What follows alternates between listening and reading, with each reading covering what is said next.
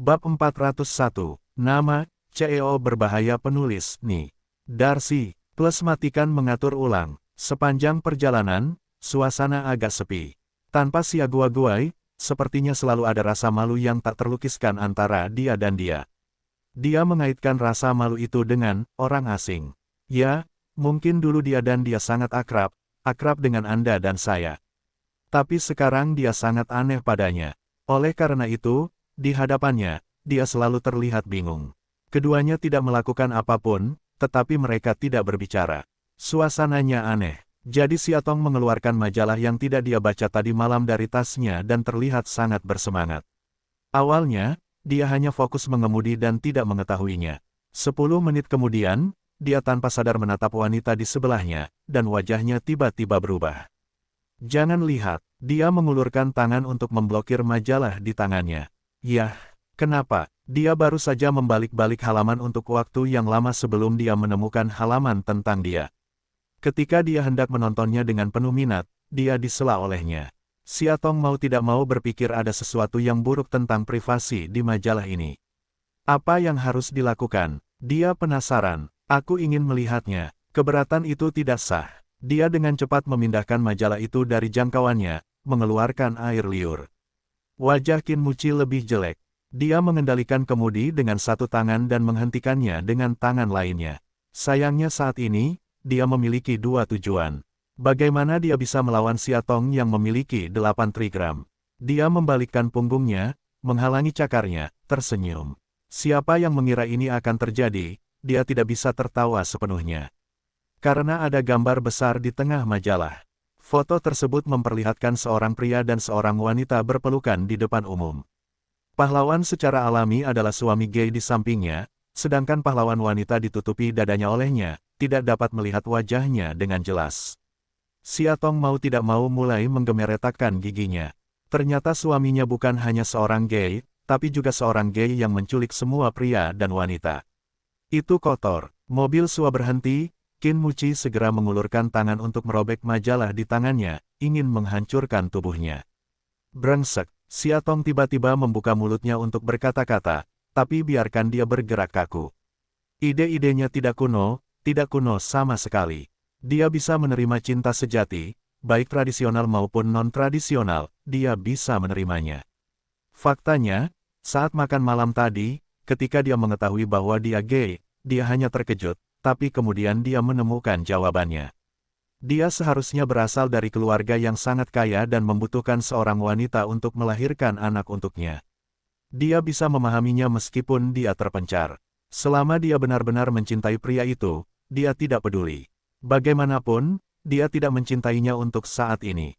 Namun jika yang disebut cinta sejatinya bukanlah cinta sejati, jika ia hanyalah seorang pria yang mengambil semua pria dan wanita dan berlama-lama di dalam bunga, dia benar-benar akan merasa sakit, sangat sakit. Khususnya, lelaki kuda jantan adalah suaminya, lelaki bantal. Saya ingin keluar dari mobil. Kebencian si Atong menarik pintu, tapi tidak bisa menariknya, mau tak mau ia menghancurkannya dengan tinjunya. Dia meraih tangannya dengan tangan yang sakit, apa yang kamu lakukan? Aku tidak ingin bersama pria kotor sepertimu.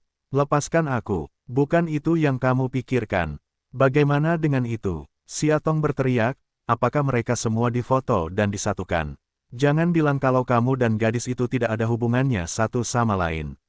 Petik 2. Dia menggenggam bahunya. Setelah beberapa saat, matanya memerah, seolah dia benar-benar dianiaya. Dia menyentuh wajahnya dan tiba-tiba tertawa, si Atong, kamu tidak akan cemburu, kan? Cemburu? Apakah kamu cemburu? Tentang adikmu, dia tidak mengenalnya. Bagaimana dia bisa cemburu? Kenapa? Air mata akan terus jatuh, bagaimana tidak bisa dihapus? Dia benci keadaannya, betapa lemahnya dia. Benci. Sepasang bibir tipis menempel di kelopak matanya, menggulung dan menyedot air matanya. Sesaat, si Atong hanya merasakan kepalanya, ding, sebentar. Dia begitu kaku hingga lupa menjawab. Nafas panasnya bergulir turun ke mata dan pipinya. Bibir dan lidah yang panas sangat fleksibel, di pipinya berenang sembarangan, menjilat dan menghisap, sampai tertangkap bibirnya. Kemudian ciuman yang dalam memaksanya untuk mati lemas. Untuk waktu yang lama, dia melepaskannya, dan kemudian tersenyum dengan sangat licik. Xia Tong yang tertegun baru saja menyadari bahwa dia dipaksa untuk dicium oleh manusia kuda semacam ini. Sialan, dasar bajingan, dia memukul wajahnya dengan tinju. Faktanya, kecepatannya sangat lambat. Dia pikir dia akan memegang pergelangan tangannya dan menghentikannya, tapi dia tidak bergerak. Dia tidak bergerak, tinju Xia Tong berputar di udara dan menghantam dadanya. Dia tertawa lebih bahagia, dia merasa malu dan terhina. Dia tidak ingin hidup. Pada saat ini, dia masih memegang tangannya erat-erat, dan berkata dengan serius, gadis di foto itu adalah Qiao Rao Rao. Dia terkejut, Qiao Rao Rao. Dengan baik, sesuatu telah terjadi, itu sedikit berantakan, jelasnya. Saya tidak ingin wajahnya difoto dan dicoret-coret oleh media. Dengan tergesa-gesa, dia memeluknya dan menutupi wajahnya. Yah, itu dia sepertinya salah paham, sangat malu. Dengan baik, dia mengangguk dan berkata dengan sangat serius, aku tidak akan begitu saja menggendong gadis lain, karena aku hanya menyukai wanita bernama Xia Tong. Wajah terbakar, apakah itu sebuah pengakuan? Dia meraih tangannya, jari-jarinya saling bertautan, jadi kamu harus percaya padaku, tahu. Dengan tangannya yang lain, dia menata rambutnya yang berantakan. Apa yang harus dilakukan? Dia merasa sangat tersentuh, dan sedikit terharu. Bagaimana dia bisa tertarik pada orang asing? Wajahnya semakin merah, dan ada kecenderungan untuk menjadi dewasa secara bertahap. Dia melepaskan diri dari tangannya dan bergumam, mengapa aku harus mempercayaimu?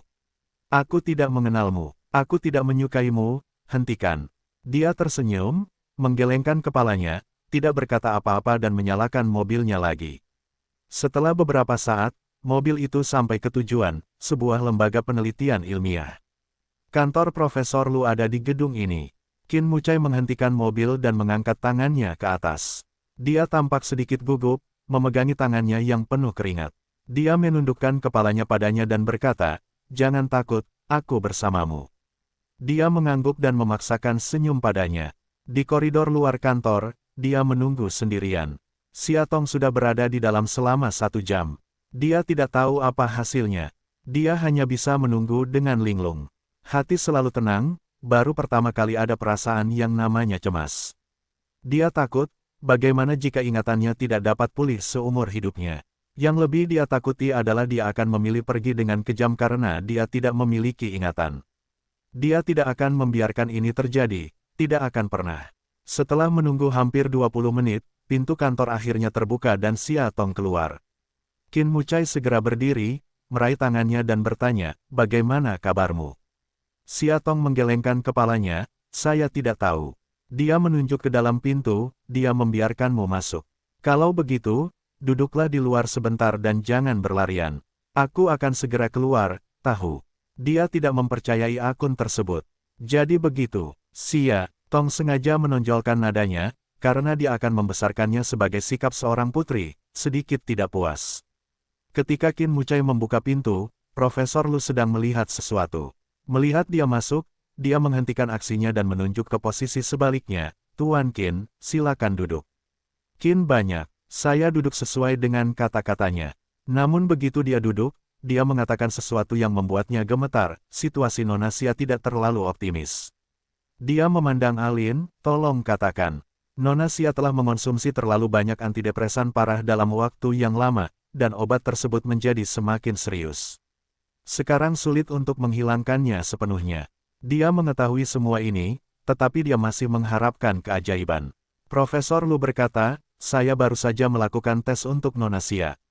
Untungnya, dia baru saja kehilangan ingatannya dan tidak memiliki masalah besar di otaknya. Hal ini menunjukkan bahwa apoteker masih sangat berhati-hati. Dia hanya ingin dia melupakan ingatannya, bukan menyakitinya. Petik 2. Berbicara tentang pria itu, wajahnya terasa dingin sesaat.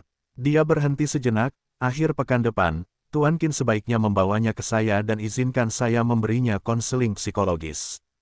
Pada saat yang sama, Anda juga dapat membantunya memulihkan ingatannya dari kehidupan. Bantuan dalam hidup, Qin Muci bertanya, apakah ini memanfaatkan apa yang terjadi di masa lalu untuk berulang kali tampil di depannya dan membiarkan dia mengingatnya. Belakangan ini, dia juga banyak membaca buku di bidang ini. Itu ada caranya, tapi menurutku ada cara yang lebih baik. Metode apa? Mungkin akan sangat membantu baginya untuk menggunakan apa yang paling dia pedulikan untuk merangsang perasaan tersembunyinya dan membiarkan dia melampiaskannya. Apa yang paling dia pedulikan? Pikir Qin Muci. Misalnya, Profesor Lu mengingatkan, menjadi ibu. Dia tiba-tiba menjelaskan, saya mengerti, terima kasih banyak. Dia berdiri dan bertanya dengan ragu, dalam hal ini, seberapa besar kemungkinan dia memulihkan ingatannya. Dia memberikan jawaban yang tidak dihitung sebagai jawaban, mungkin besar, mungkin jalan buntu. Tidak ada yang bisa memprediksi masa depan, tapi dia ingin mencobanya. Tidak ada yang tahu lebih baik dari dia betapa dia menyukai dan peduli pada anak-anak. Jika dia bisa hamil lagi dan punya bayi sendiri lagi, mungkin ini tampak seperti jalan buntu, tetapi juga dalam kecemerlangan keibuan, di luar jalan yang lebar. Di luar kantor, dia sangat baik. Seorang pria sedang duduk di kursi di koridor, dengan kepala dimiringkan, tidur nyenyak. Dia menggelengkan kepalanya, mengangkatnya dan turun ke bawah selangkah demi selangkah. Dia memasukkannya ke dalam mobil. Ketika dia hendak pergi, dia mengulurkan tangannya dan dengan rakus meminta pelukan. Dia tidak punya pilihan selain memeluknya erat-erat lagi. Meletakkan kantong otak kecilnya di bahunya dan tiba-tiba bertanya, Siatong, apakah kamu ingin mempunyai anak lagi yang menjadi milik kami? Dalam tidurnya, dia menjawab dengan samar, baiklah. Dia sangat gembira dan memukul keningnya, setuju, jangan kembali. Yah, dia mengerutkan kening, mendorong tangannya dan terus tidur. Ada yang salah, ada yang salah. Setelah memperhatikan Profesor Lu, Siatong bangun dari mobil Qin Mucai dan merasakan hawa dingin di leher belakangnya. Sepertinya, apa yang akan terjadi? Melihat mulut di samping tubuh yang sedikit, sepertinya sedang dalam suasana hati yang baik, dia tidak bisa menahan diri untuk bertanya, itu, apakah penyakitku serius? Dia selalu tidak bisa memanggilnya, suami, dengan normal dan tenang. Yah, ini serius. Dia berkata dengan serius. Oh, dia ingin melolong. Dia sakit parah. Apakah dia perlu tertawa begitu gembira, licik, dan bahagia? Dia duduk di satu sisi, marah karena tidak berbicara dengannya. Jangan khawatir. Dia memegang tangannya dan berkata, Profesor Lu mengajari saya metode yang sangat efektif untuk penyakit Anda. Benar-benar, dia memiliki wajah yang penuh harap. Tentu saja, dia tertawa, tetapi premisnya adalah, Anda harus mendengarkan saya sepenuhnya dan bekerja sama dengan perawatan saya. Dengarkan dia sepenuhnya. Kedengarannya agak menakutkan, bukan? Bisakah kamu memberitahuku jalanmu dulu? Dia berkata dengan suara rendah.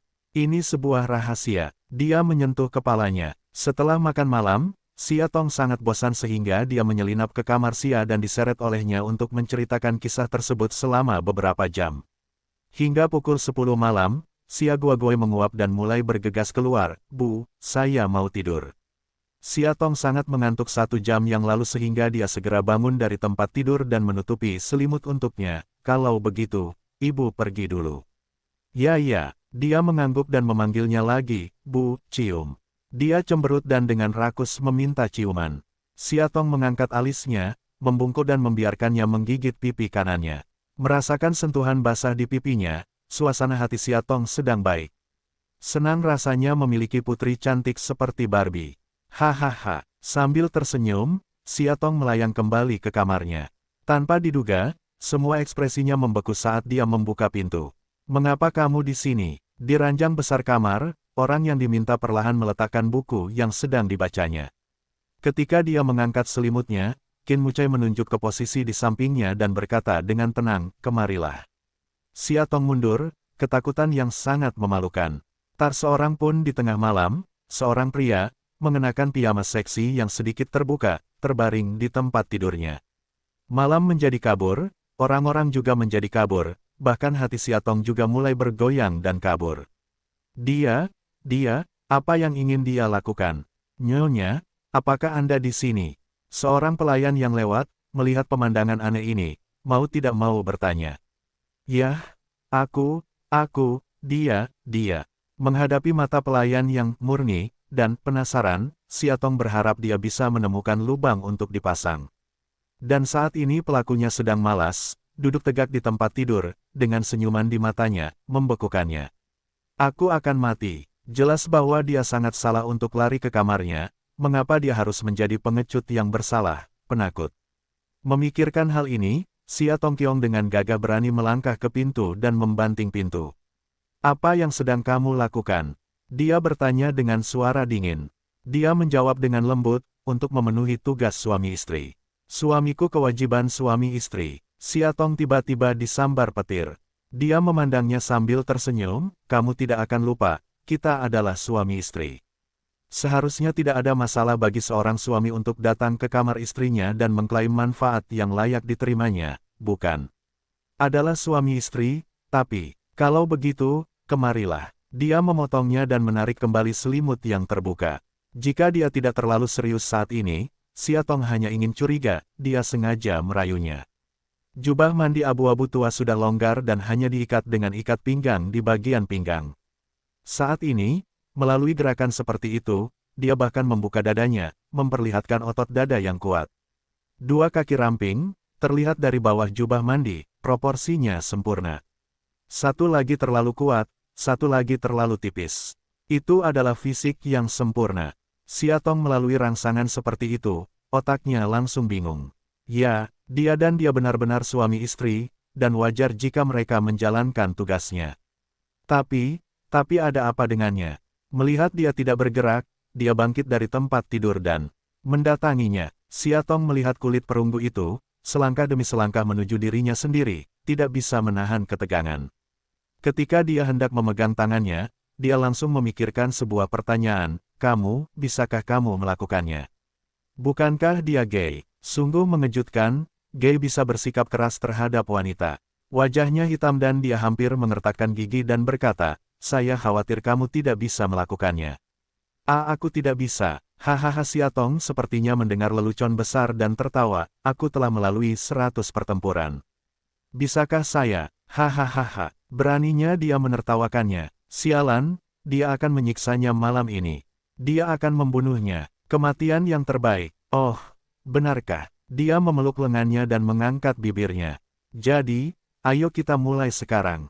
Ketika dia mendatanginya dan membungkuk untuk menciumnya, dia tiba-tiba menangis, berhenti. Lalu dia mendorongnya menjauh dengan panik dan berkata dengan malu, aku belum mandi. Mengenakan piyama di satu mata Piao, Xia Tong juga menyadari bahwa dia mengucapkan kata-kata yang salah, sibuk berkata, tidak, ini bukan sikat gigi. Melihat dia tidak berbicara, dia menjelaskan dengan cerdik, jika aku tidak menyikat gigi, aku selalu tidak berciuman cukup dalam. Dia menggelengkan kepalanya, tak berdaya, pergi. Dia mengatakan itu, apalagi yang bisa dia lakukan? Dia berlari ke kamar mandi dengan tergesa-gesa hingga dia hampir terjatuh. 1 menit, 2 menit, 3 menit. Dia akhirnya tidak dapat menahan diri untuk tidak mengetuk pintu. Xia Tong, kamu baik-baik saja? Yah, baiklah. Kulit kepala yang keras. 2 menit kemudian, Xia Tong kembali pindah ke samping tempat tidur. Saat ini, ia telah melepas satu-satunya tempat berlindung di tubuhnya, memperlihatkan sosok berbentuk T terbalik sempurna, dengan tekstur 8 otot perut yang jelas dan kuat. Xia Tong berdiri di samping tempat tidur dengan kepala tertunduk, seperti siswa nakal yang melakukan kesalahan dan menunggu kritik guru. Setelah terlalu lama menyikat gigi, gusinya bengkak dan nyeri. Dia tidak bisa menahan diri untuk menutup mulutnya. Tanpa diduga, tangannya yang berat, kehilangan keseimbangan, jatuh ke tempat tidur. Pada saat yang sama, tubuh kokoh menutupi dirinya dengan kuat. Dia pertama kali menciumnya, sangat ringan, tidak sabar, perlahan seperti hanya menghisap gigi. Dia ingin memberinya cukup waktu untuk bersiap. Xia Tong, tapi keseluruhan orangnya sekaku batu. Nafasku tersumbat di dadaku. Saya tidak bisa meludah. Dia sangat gugup, sangat gugup. Telapak tangannya meluncur di atas lekuk tubuh lembutnya dan akan berhenti di dadanya. Ketika dia mencium bibirnya, dia ingin membungkus lidahnya dan membiarkan napasnya hidup berdampingan dengannya. Tiba-tiba, dia berkata, berhenti. Dia menatapnya dengan wajah bingung. Dia tersipu, aku sakit perut. Aku ingin. Dengan ekspresi pingsan, dia berbalik ke samping untuk berkata tolong. Xia Tong membungkus tubuh telanjangnya dengan spray, dan sekali lagi lari ke kamar mandi. Jongkok di toilet, bersandar di kepala, tertekan tetapi tidak berhasil. Bahkan dia merasa dirinya cukup pengecut. Tapi apa yang harus dilakukan? Dia tidak bisa menerimanya. Bagaimana perasaan Anda tentang berciuman, tidur, dan berhubungan seks dengan pria yang tidak Anda kenal? Di kamar mandi dan berlama-lama selama hampir 20 menit, dia berjalan keluar perlahan. Mendengar suara itu, dia mengangkat kepalanya dan bertanya sambil tersenyum, "Sudah berakhir?" Dia menjawab dengan susah payah. Dia mengangkat alisnya dan menepuk posisi di sampingnya. Siatong duduk dengan kepala kokoh. "Lupakan, lupakan. Ini seperti melepas pakaianmu dan melakukan pekerjaan piston. Apa masalahnya?" Dengan mengingat hal ini, dia berbaring dan memutuskan untuk mati dengan murah hati. Sepertinya ada nafas dingin di pipinya, dan nafas milik seorang pria mengelilingi seluruh tubuhnya. Dia memejamkan mata dan sedikit mengernyit. Nafas semakin dekat dan mendekat, hingga sepasang bibir tipis, lembut di tengah keningnya. Lembut basah, nyaman di hatinya. Lalu, tak ada lagi gerakan. "Pak," sepertinya ada suara saklar lampu yang ditekan. Dia membuka matanya dengan kebingungan, dan matanya menjadi gelap. Pada saat yang sama, sepasang lengan telanjang melingkari dari belakang, melingkari pinggangnya, dadanya. "Kamu, tidak." Dia ingin bertanya, tapi dia tidak bertanya. Karena dia mendengarnya, mendengkur pelan, bernapas teratur, dia tertidur. Keesokan paginya, ketika Siatong bangun, pria di sampingnya sudah menghilang. Di restoran di lantai pertama, Sia Guai sedang sarapan. Siatong pergi ke posisi di seberangnya dan bertanya, "Di mana ayahmu?" Dia menggigit roti dan menjawab dengan serius, "Ayah sudah berangkat kerja." "Aku sedang bekerja." Nada bicara Siatong ringan dan dalam suasana hati yang baik. Untungnya, dia sudah pergi, kalau tidak setelah tadi malam, dia benar-benar tidak tahu bagaimana menghadapinya dengan tenang. Tapi di saat yang sama, dia merasa sedikit sakit hati. Dia harus bekerja lembur di perusahaan pada akhir pekan. Ini sangat sulit. Hari ini, Sayang dan teman-teman sekelasnya membuat janji untuk pergi piknik, jadi setelah sarapan, dia mulai mengemasi barang-barangnya. Di tengah jalan, dia tiba-tiba menyerahkan sebotol minuman berwarna oranye merah. "Ini dia, Bu." "Yah, apa ini?" Sayang menunjukkan ekspresi murni dan manis, "Ini minuman yang enak. Ini dari ayah. Aku sudah meminumnya sepanjang waktu, jadi aku akan memberikannya pada ibu." Petik 2. Mendengar pidatonya, Siatong meneteskan air mata. "Putriku benar-benar bijaksana dan baik. Apakah dia bersedia memberinya minuman yang selama ini enggan dia minum?" Dia memegang botol dan menyentuh kepala putrinya. "Terima kasih, sayang. Saya anak yang baik. Aku sangat menyayangi ibu." Senyum manis sayang, "Ibu harus ingat untuk minum sebelum tidur." "Yah, sebelum tidur. Mengapa kamu ingin tidur?" Meskipun Siatong terkejut, dia mengangguk sambil tersenyum, "Ibu tahu." Di malam hari, dia tidak kembali untuk makan malam. Saat makan malam, Siatong melihat posisi kosong di sisi berlawanan, dan merasakan dadanya dikelilingi oleh sesuatu yang lembut, dan perasaan hampa yang mendalam muncul. Suatu hari, dia sedikit merindukannya. Bayangkan dadanya yang lembut, lengannya yang kuat, bibirnya yang tipis dan menawan, dan 8 otot perutnya yang sempurna. Ya Tuhan, dia pasti gila. Bagaimana bisa begitu banyak pikiran kuning yang memalukan muncul di benak saya? Siatong menggelengkan kepalanya dengan kasar. Duduk di seberang musim panas sayang, anehnya bertanya, "Bu, ada apa denganmu?" Siatong menegakkan kepalanya dan berkata dengan canggung, "Tidak, bukan apa-apa. Tapi Bu, wajahmu merah sekali." "Ah, oh, wah, panas sekali." Siatong pandai mengipasi. "Tapi sekarang tidak panas." Ibu merasa kepanasan. Dia mengertakkan gigi. "Oh." Sia dengan patuh mengangguk sambil berpikir, lalu meletakkan sumpitnya dan berkata, "Bu, aku naik ke atas untuk mengerjakan pekerjaan rumahku." Berlari ke atas. Baru saja berlari ke tangga, untuk memastikan wanita di bawah tidak dapat melihat dirinya sendiri, dia mengeluarkan ponselnya dan memutar nomor telepon. "Ayah, ayah sudah menyelesaikan tugasku.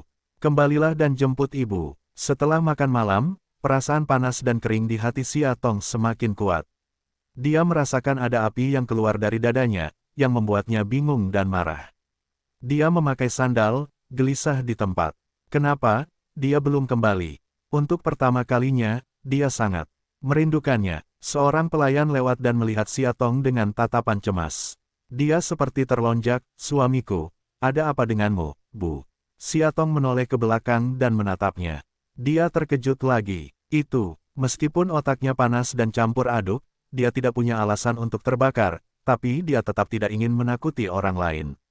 Lagi pula, di mata para pelayan ini, nyonya rumah mereka sangat lembut dan perhatian. Itu, dia meraba kepalanya, di mana kamar tuan muda.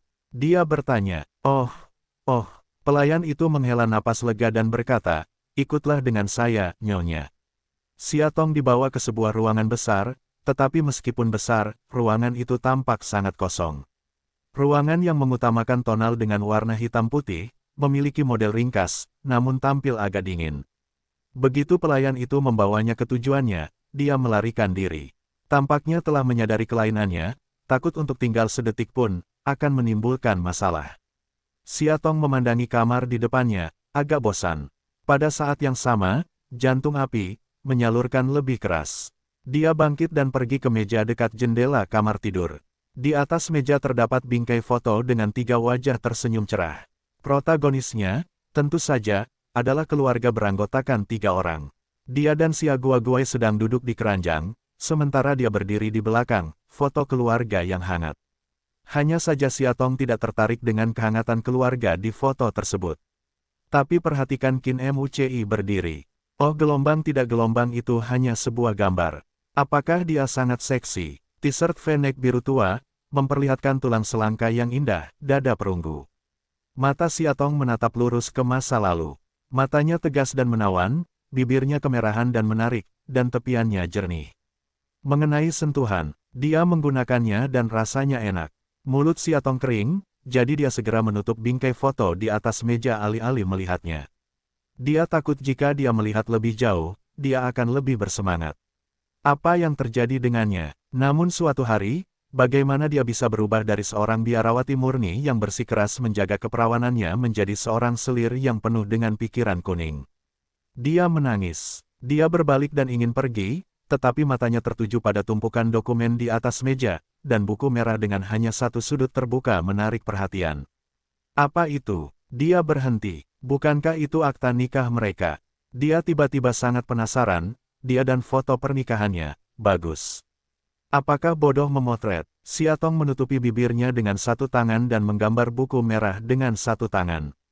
Ketika dia melihat 3 kata tak terduga di buku merah, senyumnya membeku di bibirnya. Surat cerai, dia melihatnya. Perceraian, perceraian, perceraian, dia menceraikannya. Bagaimana bisa? Siatong berdiri di tempat, untuk sesaat, dia terpana oleh berita itu. Untuk waktu yang lama, dia tidak menjawab. Dia, bukankah dia suaminya? Dia bilang dia telah menunggunya sepanjang tahun. Katanya, sayang adalah anak mereka. Dia menunggu di kamar sambil tertawa menemukannya memenuhi kewajiban suami istri. Namun, saat ini, fakta sebenarnya mengatakan kepadanya bahwa dia dan dia telah bercerai. Bagaimana bisa? Siatong mengertakkan gigi, membuka surat cerai, dan memberitahukan tanggalnya dengan jelas. Dia menceraikannya lebih dari setahun yang lalu. Dia tidak ada hubungannya dengan dia. Atau dia mantan istrinya, itu saja. Pak, dia menutup dokumen di depannya dan terengah-engah. Depresi di dada semakin hebat, dan seluruh tubuh terasa terbakar. Dia tidak bisa mempercayainya. Dia ditipu. Setelah ditipu oleh Gu Haoran, dia ditipu oleh Kiao Rao, diikuti oleh mantan suami dan kekasihnya. Dia ternyata menjadi korban penipuan dari awal sampai akhir. Sangat bodoh, sangat bodoh, sangat bodoh. Dia meletakkan surat cerai, berlari ke dapur di lantai bawah, membuka lemari es, dan sangat membutuhkan sesuatu yang dingin untuk memadamkan api. Matanya tertuju pada botol minuman yang diberikannya di pagi hari. Tidak ada keraguan bahwa itu dia membuka tutupnya dan menuangkan beberapa suap. Padahal, dia sudah mencicipinya di pagi hari, dan rasanya tidak selesat yang dia katakan. Terlalu manis dan terlalu asam, tapi sekarang menurutnya manis dan asam, dengan sedikit pahit. Mulutnya sangat pahit, mual dan mual. Saat itu, pintu masuk terbuka dan Qin Muci masuk. Lihat berdiri di lemari es, wajahnya pucat, dengan aneh bertanya, ada apa denganmu? Saat melihatnya, Siatong segera membuang minumannya, lalu berbalik dan berlari ke atas. Qin Mu tertegun selama setengah detik, dan segera melangkah maju untuk menyusul, halo Siatong. Siatong berlari ke kamar tidur dan segera menutup pintu, menghalangi dia keluar. Pada saat yang sama, dia sedikit kesal. Apa terjadi pada wanita ini? Siatong berpikir dia sangat kotor. Dia bukan apa-apa baginya, tapi dia tidur dengannya tadi malam. Meski tidak terjadi apa-apa, dia masih agak sulit menerimanya. Apalagi hari ini, dia bahkan memikirkan tentang tubuhnya untuk sepanjang hari. Dia merasa sangat tidak tahu malu. Siatong berbalik dan berlari ke kamar mandi dengan cepat, menguncinya dengan rapi. Air hangat dari semprotan penglian ke bawah, memercik ke kulitnya. Dia melepas pakaiannya dan menggosoknya dengan keras sampai kulitnya memerah dan pecah. Tapi yang lebih membuatnya takut saat ini adalah setelah penemuan itu, dia merasa lebih hangat. Seperti ada banyak semut yang memanjat, gatal. Bagaimana dia bisa merindukan tubuhnya? Setelah menemukan sebenarnya, dia masih menginginkannya tanpa malu-malu. Ya Tuhan, entah kapan, semprotan hangat itu dipelintir menjadi air dingin olehnya. Dia mandi sedingin tulang, berharap seluruh hatinya yang mendidih menjadi dingin. Pada saat ini, pintu kamar mandi dibuka, wajah Qin Muci muncul di depannya. Sambil berteriak, dia berjongkok dan menutupi tubuhnya, "Kamu keluar." Dia menangis hampir tak berdaya, "Keluar, keluar." Bisakah itu membuatnya semakin malu? Dia sudah menjadi mantan suaminya, tapi dia telah mengalami banyak hal yang memalukan dengannya. Air dingin di bak mandi semakin dalam, perlahan-lahan melewati pinggangnya. Saat ini, dia masih merasa kepanasan. Setiap kali Qin berusaha mengambil langkah maju, dia akan memarahinya dengan tidak masuk akal, "Keluar, jangan dekat-dekat denganku." Dia memeluk dadanya untuk menghentikan pegasnya. Entah karena tersedak air atau rangsangan berlebihan. Seluruh wajah Siatong memerah, seolah pembuluh darahnya akan meledak. Dia seharusnya masuk angin. Mata Qin Muci sedikit tenggelam dan memutuskan untuk tidak melepaskannya lagi. Melangkah maju, terlepas dari penolakannya yang gila, dia keluar dari bak mandi dengan warna merah. Siatong segera menutup matanya karena malu dan ingin menangis, "Tolong, biarkan aku pergi, maukah kamu segera keluar? Keluar dari sini." Tapi, reaksinya yang begitu bersemangat membuat dadanya yang awalnya montok dan menjulang tinggi menjadi lebih menarik. Terutama, saat ini, dia sedang bernapas, tubuh indah setinggi bukit. Dia ingin menjadi seorang pria sejati, tetapi dia tidak bisa menggerakkan matanya. Panas tubuhnya menyerbu ke arahnya dalam sekejap. Dia membawanya ke tempat tidur, dan dengan itu, tubuhnya yang terbalik. Dia menyentuh wajah mungilnya yang dingin dengan satu tangan dan berkata dengan suara serak, "Katakan padaku, ada apa denganmu?" Aroma kedatangannya yang tiba-tiba membuatnya terpesona. Tubuh itu menjadi sangat panas dan kering, dan kesadarannya kabur. Jelas tubuhnya juga panas, tapi aku tidak tahu apakah itu negatif atau bagaimana. Siatong merasa dekat dengannya, dia sangat nyaman dan sejuk, tanpa sadar ingin dekat dengannya namun. Memikirkan akta cerai, dia merasa semua pikirannya saat ini tidak bermoral. Tidak, dia sudah bercerai. Tidak, dia sesak napas, pipinya panas, dan matanya sedikit bingung dan terpesona. Qin Mucai mengerti bahwa itu adalah obat yang pecah. Jika dia di masa lalu, dia akan tahu bahwa suatu hari dia perlu menggunakan obat untuk mendapatkan seorang wanita, dan dia pasti akan tertawa terbahak-bahak. Tapi tidak mungkin, setelah malam yang memalukan tadi malam, dia mengerti. Untuk membuatnya hamil anaknya, dia harus menggunakan beberapa cara luar biasa. Siatong mulai meronta, "Lepaskan. Itu tidak bermoral. Mereka sama sekali bukan suami istri." Yang disebut kewajiban suami istri itu menipu. Ketika dia membenamkan kepalanya di dadanya, Siatong akhirnya menemukan kesempatan yang tepat dan berkata, "Hei, kita sudah bercerai, kan?" Tindakannya, menatapnya, matanya yang tidak memiliki kebenaran sedikit pun terguncang karena panik. Dia mengangguk, "Baiklah, aku hanya ingin melanjutkan, tapi..." Siatong sangat terkejut, akunya. 2 hari kemudian, di rumah sakit, kaki kanan Siatong digantung dengan plester tebal. Dari tadi malam kekacauan otak, dan akhirnya sadar. Pintu terbuka dan seorang pria masuk. "Bangun, apakah kamu ingin makan sesuatu?" Qin Mucai memindahkan kursi dan duduk di samping tempat tidurnya. Dia sengaja menjaga jarak dan merawatnya. Tampaknya apa yang terjadi kemarin malam juga sangat tak terlupakan baginya. Melihatnya, Siatong mendengus dan memulai. Astaga, jika dia tidak mengejarnya hari itu, dia akan terjatuh dari tangga, kakinya patah, dan sekarang dia terbaring menyedihkan di rumah sakit. Yah, seperti yang dia tahu, dia bertindak terlalu jauh. Dia seharusnya tidak mencubit pahanya terlalu keras. Tapi itu bukan salahnya, oke. Siapa yang menyuruhnya menyembunyikan fakta perceraian, tapi juga dengan berani menanyakan kewajiban suami istri. Saat aku memikirkannya, aku penuh dengan api. Makan sesuatu dulu. Dia membuka tutup kotak termos yang dibawanya, sup tulang yang baru dimasak seharusnya sangat membantu untuk cedera kakimu. Dia berpikiran terbuka dan tidak berterima kasih. Dia mendekatkan kursinya, Siatong, patuhlah. Mendengar kata-kata itu, dia tidak marah, mengapa saya harus patuh? Mengapa mendengarkan Anda? Siapa Anda bagi saya, Tuan Qin? Kami sudah bercerai. Secara hukum, kami adalah orang asing. Sup hangat homeopati meluap ke bibirnya. Batuk, batuk, batuk, batuk. Karena serangan mendadak ini, Siatong terbatuk, mengelus dadanya dengan satu tangan, dan menunjuk ke arahnya dengan tangan lainnya gemetar.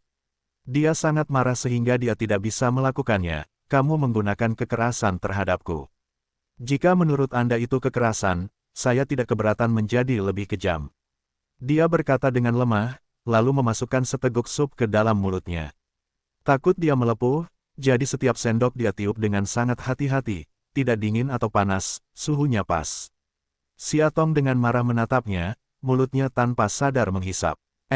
Sangat lezat, supnya enak, tidak berminyak dan penuh sisa rasa. Singkatnya, rasanya enak. Dia bertanya dengan rasa ingin tahu, apakah ini milik kakak ipar Ning.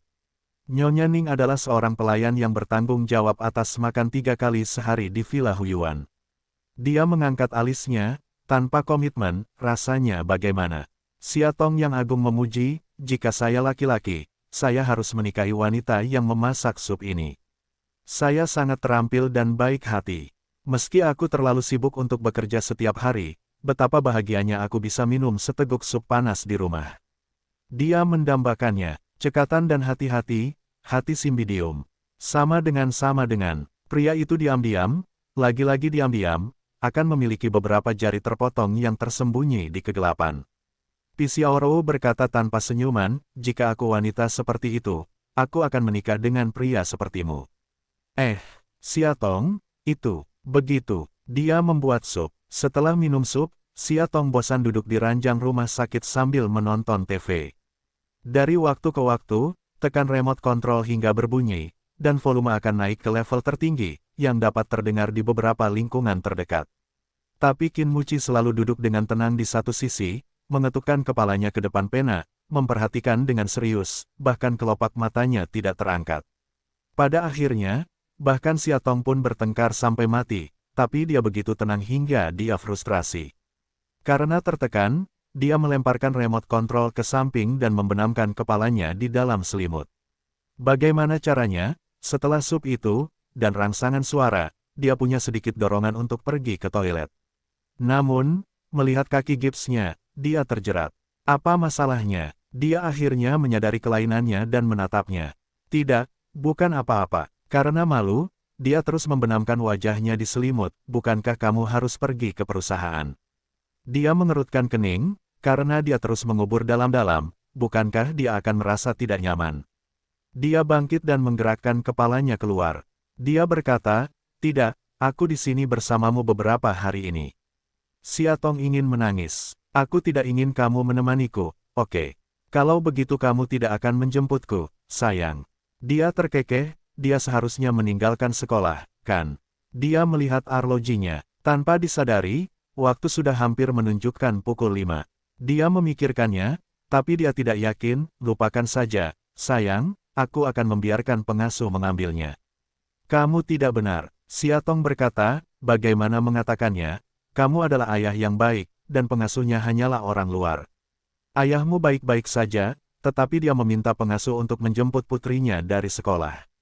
Menurutmu bagaimana? Dia tersentuh oleh nada yang menakjubkan. Dia menatapnya sejenak, lalu dengan senyum tipis, berdiri dan menarik selimut untuknya. Baiklah, aku akan menjemputmu dulu. Sampai jumpa 1 jam lagi. Ayo, Siatong mau tidak mau ingin bernyanyi. Jika dia tidak pergi, dia benar-benar ingin mengompol. Dia bangkit dan membersihkan laptopnya. Dia berbalik dan berjalan keluar. Sebelum keluar, dia menatapnya dengan gelisah. Siatong menatapnya dengan senyum lebar.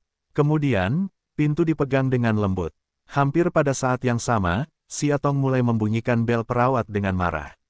Setengah menit, 1 menit, 2 menit kemudian masih belum ada yang datang. Apa yang terjadi? Apakah dia lupa? Ah, sebaiknya kamu tidak mengandalkan orang lain. Sudah kuduga, hanya kamu yang paling bisa diandalkan. Jika kamu menahannya, dia pasti akan menjadi gila karena pendarahan otak. Keras akan diikat ke plester kaki kanan dari bingkai tetap ke bawah, sikat Siatong untuk membuka selimut, hendak membungkuk untuk memakai sepatu. Suara dingin muncul di pintu, apa yang kamu lakukan? Siatong mengangkat kepalanya dan membeku sambil tersenyum, mengapa kamu kembali? Siapa yang bisa memberitahunya bahwa mantan suaminya tersayang telah pergi menjemput putri kesayangannya, mengapa dia ada di bangsalnya sekarang? Haha, dia tersenyum malu, akan memakai setengah sepatu di kakinya, dan kembali ke selimut, panas saja, keluarlah untuk bernapas. Dia sepasang mata biru tua yang dalam diam-diam menatap setengah cincinnya, melihatnya tanpa sadar, sedikit bersalah atas kepala rendah. Tolong, jangan lihat dia seperti ini. Dia akan gugup juga. Mikro tidak bisa mencium bau alisnya. Dia masuk, meletakkan barang-barangnya, dan kemudian seluruh tubuh lembutnya diangkat dari tempat tidur. Kamu apa yang kamu lakukan? Dia panik, tapi pergilah ke tempat yang kamu inginkan. Dengan itu, dia berbalik dan berjalan langsung ke kamar mandi di belakangnya. Bagaimana dia bisa tahu? Siatong merasa wajahnya pasti cukup merah untuk meledak, dan jantungnya berdetak sangat kencang. Apalagi kenapa dadanya begitu dekat dengannya. Mengapa telapak tangannya harus, secara tidak sengaja, diletakkan di pinggulnya. Mengapa dua orang hidung menyentuh hidung dengan cepat, menyikat bibir ke bibir dengan cepat. Siatong sedikit tidak membuka wajahnya, tiba-tiba merasa sangat gugup. Di kamar mandi, dia membawanya ke toilet dan meletakkan sandal di tangannya di atas tempat tidur untuk dipakainya. Kemudian ia berhenti dan berdiri. Aku perlu ke toilet, kata Sia. Dia mengingatkannya. Dengan baik, dia mengangguk, tapi tidak bergerak. Maukah kamu keluar? Dia bertanya dengan malu. Jawabannya sangat wajar, sangat serius, serius hingga membuat Siatong berpikir, tidak normal, tidak serius adalah dirinya sendiri. Tapi, mantan istri ingin pergi ke toilet, dan mantan suami berdiri di sana. Ada apa? Kamu keluar. Dia marah dan matanya terbakar. Dia meliriknya dengan senyum tipis di matanya. Lalu dia berbalik dan berkata, jangan khawatir, saya tidak melihat. Itu nyaman bagimu. Siatong berada di jalan buntu dan bersikeras pada prinsip bahwa musuh bergerak dan aku tidak bergerak. Akhirnya, dia menghela nafas, apa yang ada di seluruh tubuhmu yang belum aku lihat? Apakah harus begitu jelas? Dia juga takut dengan mobilitasnya, seseorang terjatuh ke dalam. Selain itu, karena cedera kakinya, dia takut hal-hal yang tidak nyaman akan semakin banyak terjadi. Apakah dia bersembunyi sekali atau 2 kali? Diam, wajah Siatong tadi sangat malu hingga dia hampir berdarah. Dia ingat malam kecelakaan itu ketika dia melihatnya di kamar mandi. Dia benar-benar tidak bisa membicarakannya. 1 menit lagi kebuntuan, Siatong benar-benar tidak bisa menahan diri. Dia mengangkat napas, mengertakkan gigi dan berkata, jangan lihat. Dia berkata sambil tersenyum, jangan khawatir, seleraku tidak sekuat itu. Lalu terdengar suara gemerisik melepas dan memakai celana. Semenit kemudian, dia tersipu dan berkata, oke. Dia berbalik dan memeluknya lagi. Telapak pinggulnya yang dingin membuat punggungnya kaku dan tidak nyaman. Orang mati ini pasti melakukannya dengan sengaja untuk memakan tahunya saat dia terluka. Sambil memeganginya erat-erat di tempat tidur, dia bertanya, apa yang ingin kamu makan di malam hari? Wajah Siatong terbuka sebagian, marah, dengan santai. Yah, terserah. Dia menundukkan kepalanya, mematuk wajahnya dengan cepat, lalu menarik diri dengan cepat. Ketika Siatong bereaksi dan ingin melunasi rekening, dia sudah mundur ke jarak yang aman dari ranjang rumah sakitnya. Dia berkata sambil tersenyum, saya akan menjemputnya. Dengan itu, Siatong tidak bisa menahan giginya.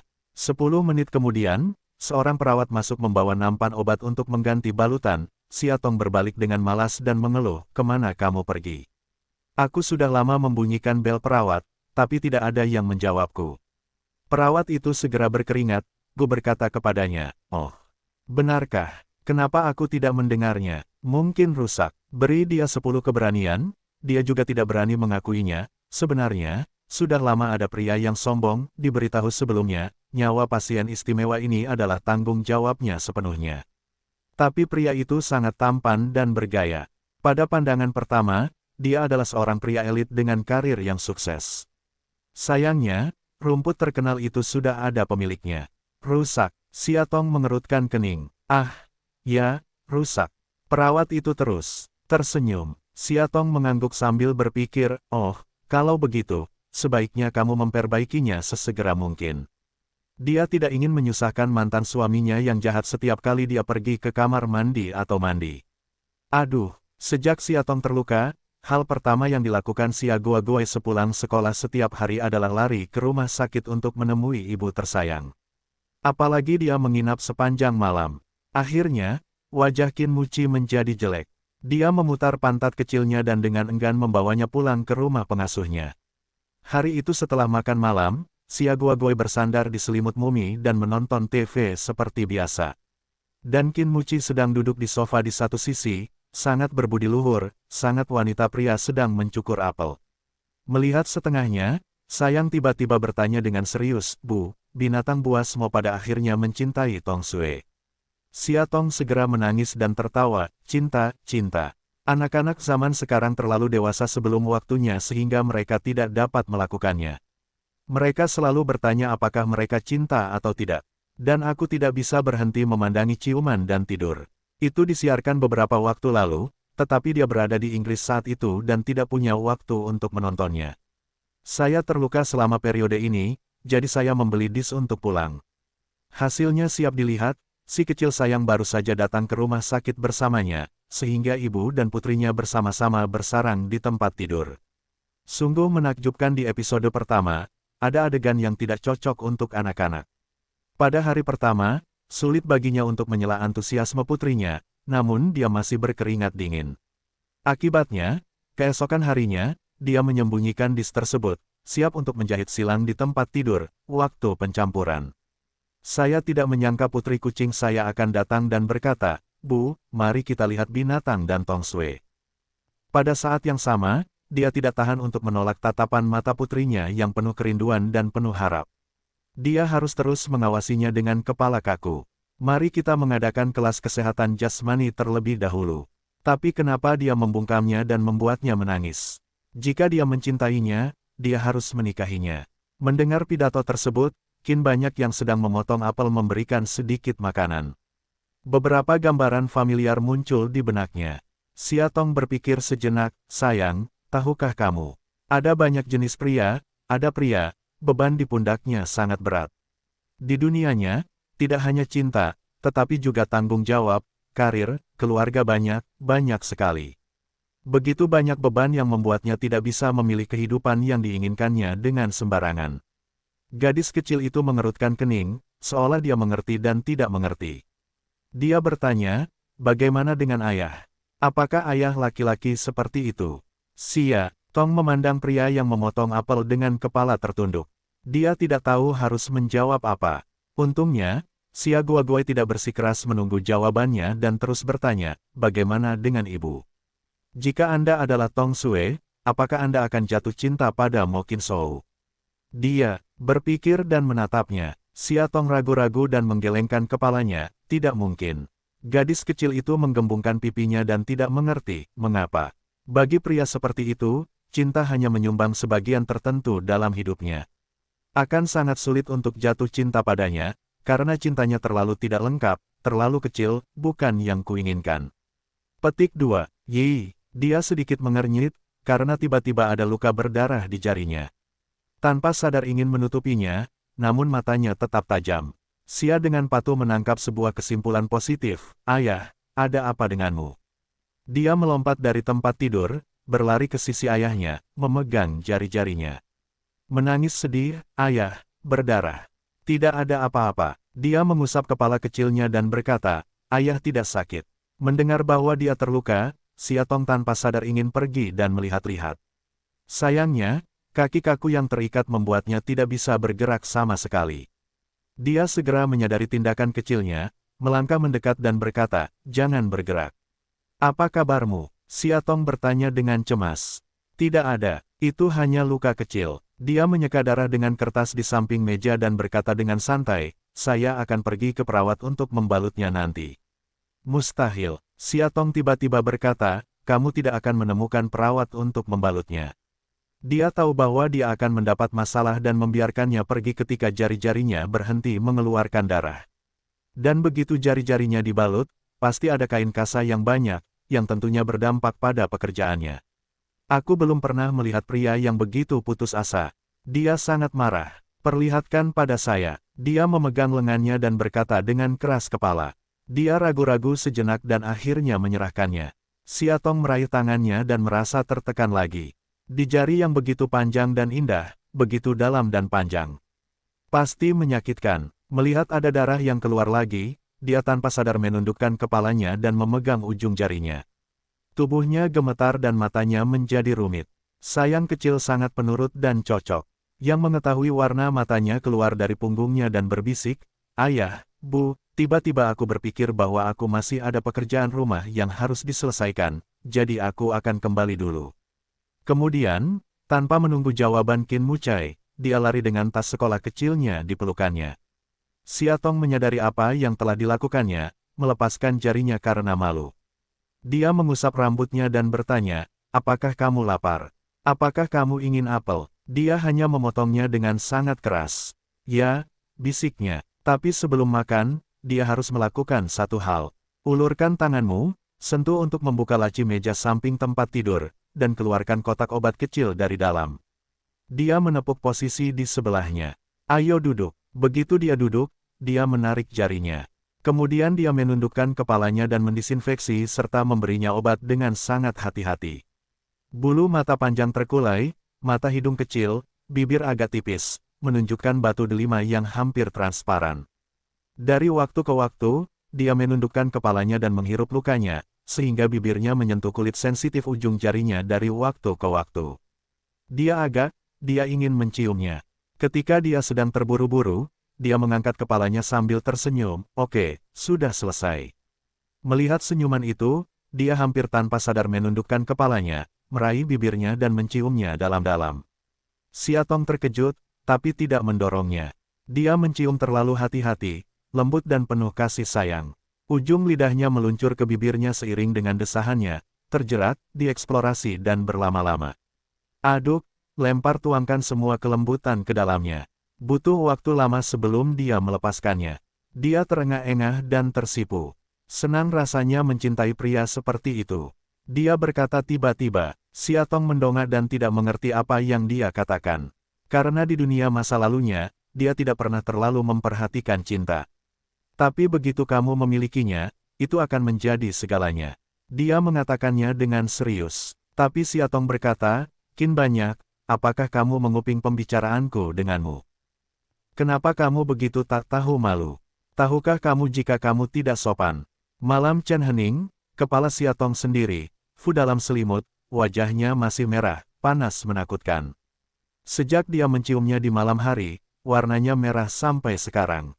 Malam Chen hening, kepala Siatong sendiri, Fu dalam selimut, wajahnya masih merah, panas menakutkan. Sejak dia menciumnya di malam hari, warnanya merah sampai sekarang. Faktanya, bagaimana mungkin dia tidak mengerti apa yang dia katakan? Dia hanya berpura-pura bodoh. Karena dia tidak yakin, tidak bisa menentukan perasaannya sendiri terhadapnya, pada akhirnya apa? Apakah itu cinta, membenci, atau keduanya? Terkadang aku merasa hatiku mempunyai perasaan padanya.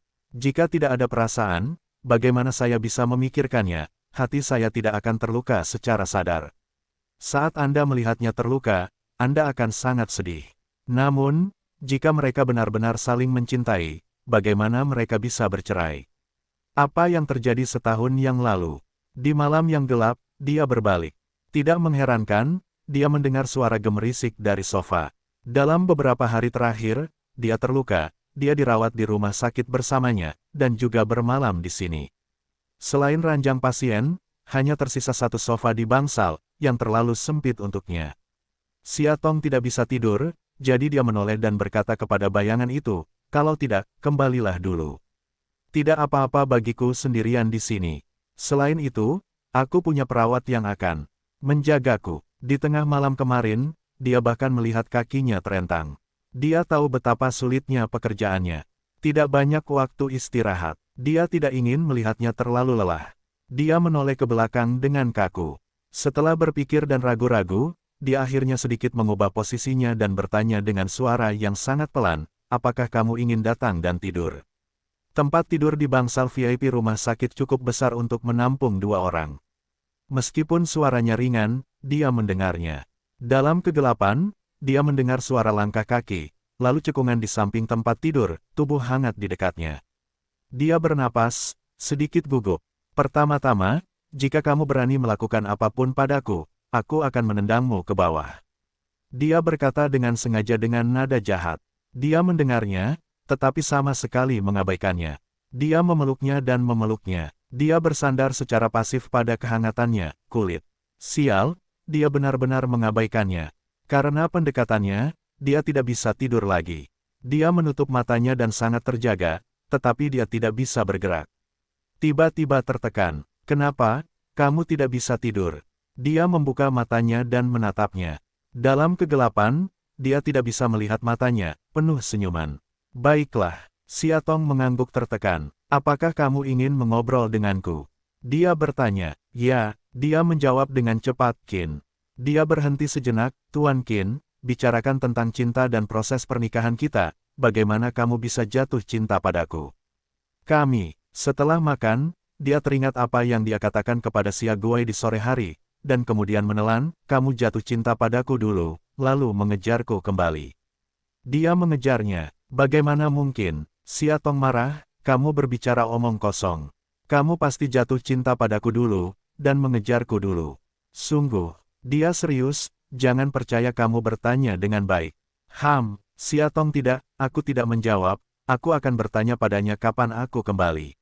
Dia menyeringai, berapa banyak wanita yang kamu cintai sebelum aku? Dia memutuskan untuk menyiksa pengakuannya.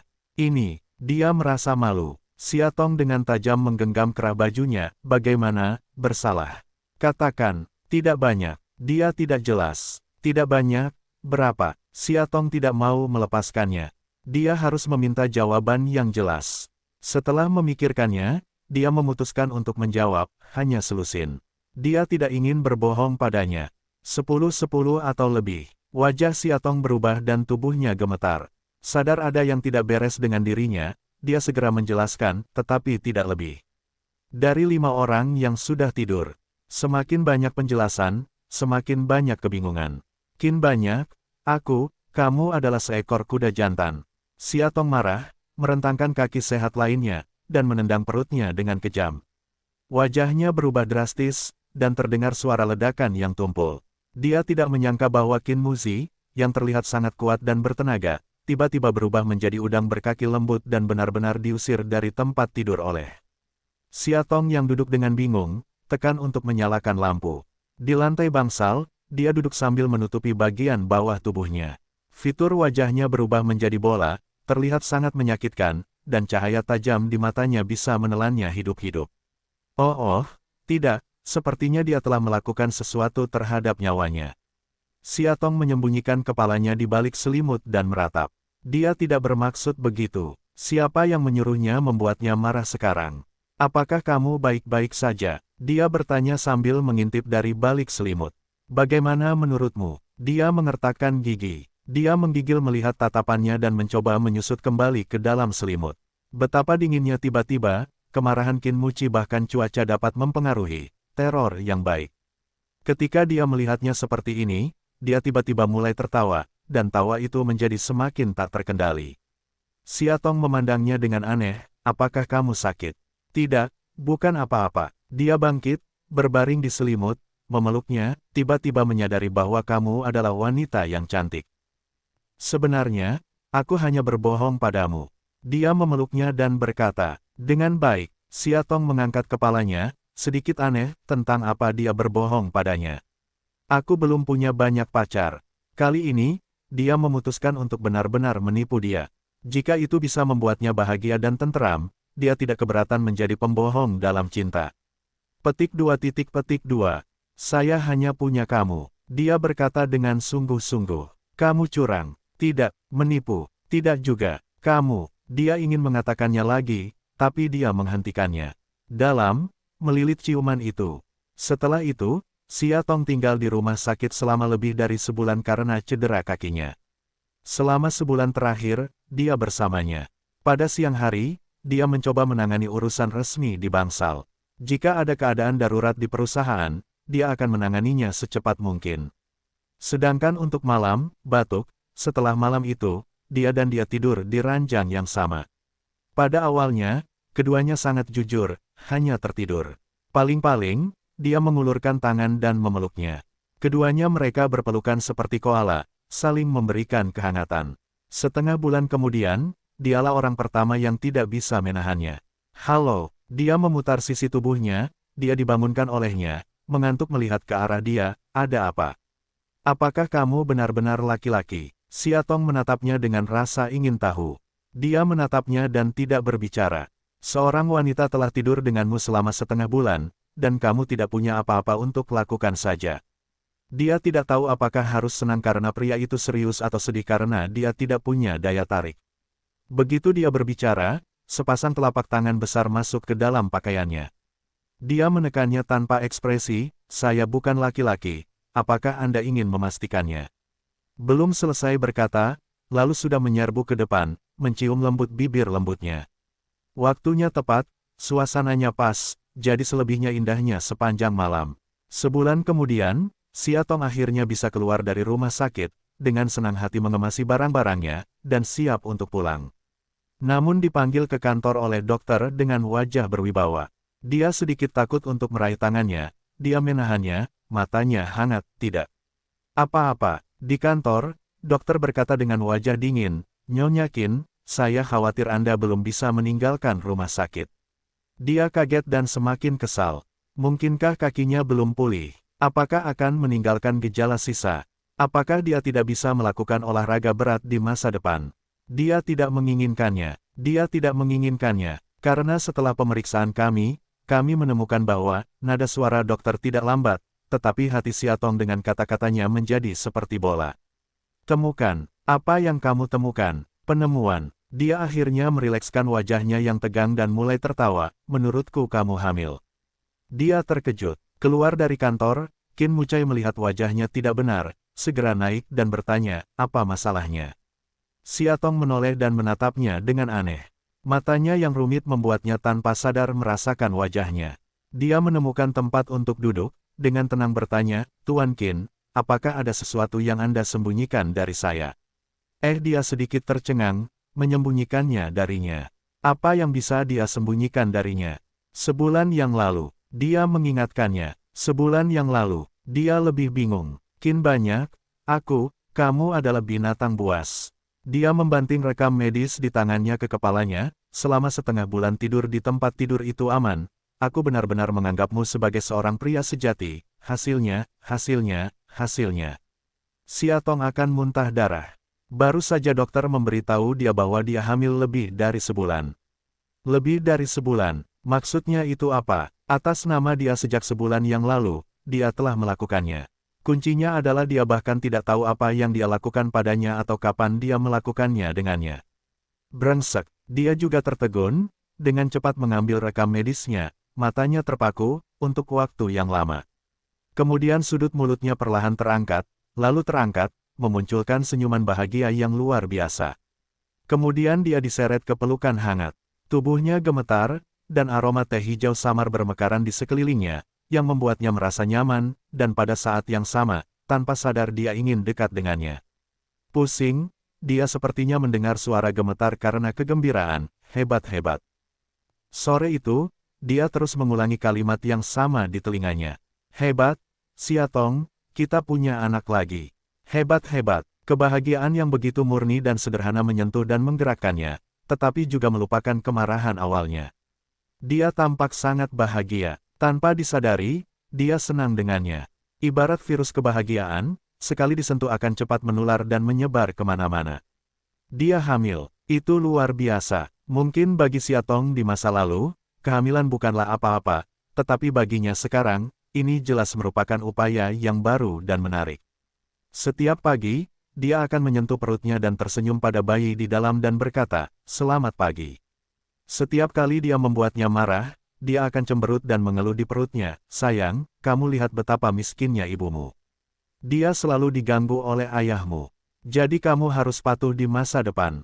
Jangan menendang ibu. Setelah kamu lahir, kamu akan menyiksa ayahmu dengan gila-gilaan." Setiap kali dia dibuat tertawa dan menangis olehnya.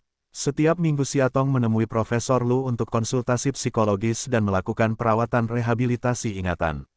Saat bayinya tumbuh besar, dia merasa ingatannya jauh lebih baik dibandingkan saat dia benar-benar kosong pada awalnya. Misalnya saja saat Anda sedang linglung di waktu senggang, akan selalu ada beberapa gambaran yang terlintas di kepala Anda. Meskipun gambarnya sangat aneh, dia yakin dia pernah mengalaminya. Misalnya, dia terkadang menggumamkan satu atau dua nama, misalnya, Yi Chu, Xia Wanlin, Shen Yin. Bahkan dia terkejut saat mengatakannya. Dan Qin Muci akan sangat senang memeluknya erat-erat. 4 bulan kemudian, proyek pusat penelitian obat yang disiapkan Tiseng selama hampir setengah tahun akhirnya selesai. Kelompok pertama pecandu narkoba datang ke pusat perawatan narkoba kesejahteraan. Segala jenis majalah, surat kabar, dan media berita mempublikasikan berita tersebut. Untuk sementara waktu, citra sosialnya menjadi representasi yang positif dan positif. Segala jenis kontrak dan proyek yang pernah ditangguhkan atau dihentikan di masa lalu telah dimulai kembali. Momentum pembangunan sedang booming. Akhir pekan ini, seperti biasa, dia mengantarnya ke rumah sakit untuk tes kehamilan. Keluar dari rumah sakit, cuaca hari ini sangat bagus, langit biru cerah, tidak berawan, sejernih jasper. Sinar matahari menyinari tubuh, nampaknya setiap sel memiliki rasa malas yang nyaman. Xiaotong berjalan berkeliling dengan tangan terbuka dan senyuman di bibirnya. Dia mengikutinya dengan hati-hati, karena takut sesuatu akan terjadi padanya. Sekarang dia, yang menjalani kehidupan kecil lagi, jadi dia tidak berani mengendur. Ketika dia sampai di sebuah papan reklame besar, dia berhenti dan mengerutkan kening ke arah papan reklame itu. Dia mengikuti matanya dan tercengang. Di papan reklame tersebut terdapat objek wisata yang baru dikembangkan, yaitu sebuah pulau kecil di Samudera Pasifik. Konon cuacanya hangat dan indah sepanjang tahun. Sangat cocok untuk bulan madu. Baru-baru ini sangat populer di kota. Dan yang lebih penting lagi, nama pulau tersebut adalah Pulau Saiyue. Belakangan, dia teringat bahwa 1,5 tahun yang lalu, setelah gugatan perdagangan narkoba keluarga Qin, tanah Pulau Qiyue juga termasuk dalam kompensasi. Saya tidak menyangka, setahun yang lalu, dia akan, tanpa sadar, dia akan tersenyum. Disitulah mereka memulai. Tiba-tiba, Xiaotong berbalik dan memandangnya dari kejauhan sebuah papan reklame. Ada senyuman di fundus mata, halus, seterang bintang. Tuan Qin, dia meletakkan telapak tangannya ke mulutnya dan membuatnya menjadi bentuk seperti trompet, sambil berteriak, "Sepertinya aku mengingat sesuatu." "Apa masalahnya?" serunya sambil mengikuti gerakannya. Permukaannya masih tenang, tapi tidak ada yang tahu kalau hatinya sudah panik. Ini adalah pertama kalinya dia memberitahunya apa yang dia ingat setelah bekerja keras untuk waktu yang lama. Bagaimana caranya agar dia tidak gugup? Apakah dia memikirkan identitasnya, dan bahwa dia pernah menjadi istrinya, dan bahwa dia memiliki bayi yang baik bersamanya, dan bahwa dia telah jatuh cinta padanya selama 8 tahun? Tidak, dia seharusnya tidak serakah. Dia harus meluangkan waktu. Selama dalam ingatannya, dia bukan lagi orang asing yang tidak ada hubungannya, tidak lagi mengasingkan Tuan Qin, itu bagus. Selama seperti ini, tidak apa-apa. Tanpa diduga, dia tersenyum, kata demi kata, "Aku ingat, aku mencintaimu." Dia sedikit terkejut saat mengangkat alisnya. Fan Wei, suatu hari ketika Anda sedang hamil dan sedang mengeram. Nyonya Qin mengusap perutnya dengan penuh kasih dan bertanya, "Sayang, siapa nama bayi kita?" Qin Cici. Seorang ayah yang tidak bermoral fokus membaca dokumen di tangannya. "Yah, bagaimana kalau perempuan?" Protes, "Kamu berpikir terlalu santai. Masih tidak memandang seseorang," jeda, Qin Tongtong. Nyonya Qin dan bayinya yang belum lahir ketakutan pada saat yang bersamaan. Menatap langit 45 derajat, dia terdiam dan tersedak. Di musim semi yang hangat dan indah serta pemulihan segalanya, bayi kami Qin akhirnya memecahkan cangkangnya dan keluar. Sayang, aku memikirkan nama bayi itu, Ni. Qin mencubit leher seseorang dengan ekspresi gembira, matanya menyipit. Oh, apa itu? Seseorang akhirnya meletakkan karyanya, memeluknya dan menyeringai. Baby Qin, kata Siatong bersemangat, senyumnya membeku. Tidakkah menurutmu itu nama yang bagus? Seorang wanita benar-benar dalam keadaan narsisme, setelah aku mengajak dua anak jalan-jalan, satu tangan patuh, satu tangan sayang, aduh, asyik sekali. Dia berpikir dan berpikir, baiklah menurutmu nama itu tidak istimewa.